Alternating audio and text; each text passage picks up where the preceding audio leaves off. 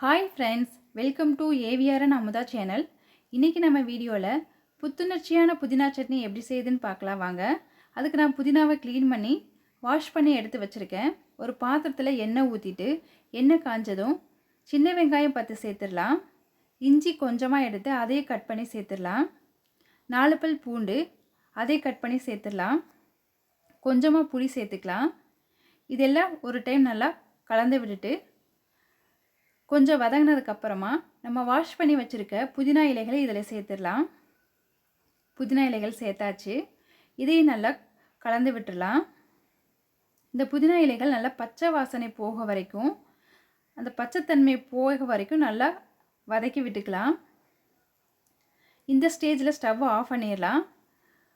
கொஞ்சமாக தேங்காய் துருவல் எடுத்துக்கலாம். இதை ஒரு மிக்ஸி ஜாரில் போட்டுட்டு புதினா இலைகள் சேர்த்துடலாம். காரத்துக்காக 2 பச்சை மிளகாய் போட்டுக்கலாம். தேவையான அளவு உப்பு சேர்த்துக்கலாம். கொஞ்சமாக தண்ணி சேர்த்துக்கலாம். கடைசியாக 1 டீஸ்பூன் அளவுக்கு பொட்டுக்கடலை சேர்த்து அரைச்சி எடுத்து வந்துக்கலாம். இப்போ இதை தாளித்து கொட்டிடலாம்.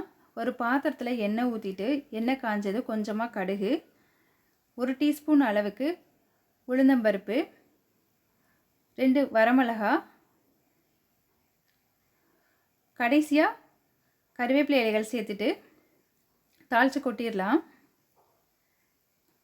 இப்போ நமக்கு டேஸ்டியான நல்ல மணமாக இருக்கிற புதினா சட்னி ரெடி ஆயிடுச்சு. நீங்களும் ட்ரை பண்ணி பாருங்கள். இந்த வீடியோ உங்களுக்கு பிடிச்சிருந்துச்சுன்னா நம்ம சேனலுக்கு மறக்காமல் ஒரு சப்ஸ்கிரைப் பண்ணுங்கள், லைக் பண்ணுங்கள். தேங்க்யூ, பாய்.